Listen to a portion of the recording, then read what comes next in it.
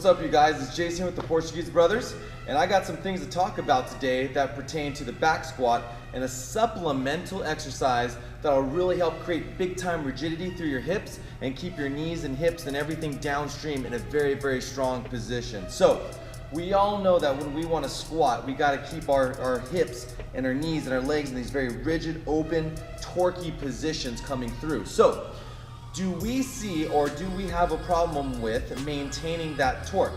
And if we do, if we're those people that have trouble coming down in that back squat, we see our knees crumble in, having a hard time keeping torque, our hips are kind of shifting ourselves into weird places when we're coming into those squats, I have the perfect little supplement for us.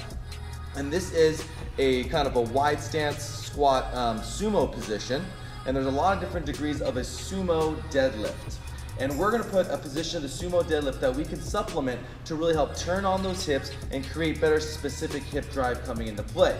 So if we tend to be one of these people in our squats that tend to have weak hips looking like this, we crumble in at first moment, our feet might be cut too turned out and our hips start to crumble in. If we are coming down and our knees are staying really stiff coming through here, and we're not one of these individuals that can take our hips, torque out, and create a very, very strong position for ourselves, where again, there might be some movement coming in that hip capsule, the sumo deadlift coming from a squat stance will be an excellent supplement for us to practice those positions and allow us to stay way more rigid in our squats. So here's the setup of the sumo deadlift coming from our squat stance. Like I said, there's a lot of different degrees of motion coming through that sumo deadlift, so we're gonna make the one pertaining to our squat stance. And I got a couple really good cues that'll help turn everything on properly, and we can train it pre-squat or post-squat, depending on what your actual squat workout's looking like. If we want that to be the premise, or if we want that to be trained into. So, in that squat stance sumo, we're gonna be a little bit wider than hip width apart, and I always like to gauge myself for my shoulder width. I'm gonna be slightly outside.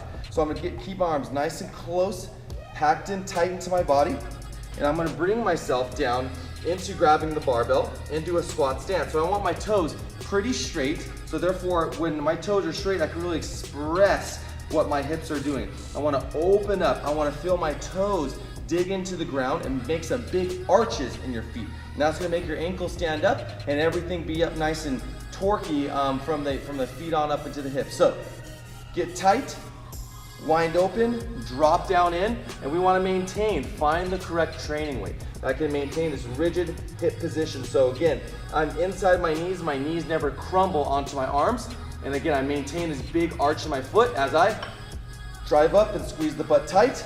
As I lower down, it's the same exact thing. I open up, tap the ground, and repeat. So in that sumo, I'm gonna teach myself to be open, more rigid, without that back making us crumble if there's any sort of positional flaws coming from my hip. So start to add in some of that squat stance sumo lift, pre or post squat, depending on your training variations, and you'll see that we'll tend to get way more torquey hips, so that when we get into our back squat, I can torque my hips up and I can replay the same exact positions that I have in my sumo squat, and my legs won't be moving or buckling anywhere. All right, so another tip from the Portuguese Brothers to make our training that much better and you that much stronger. Till next time, guys.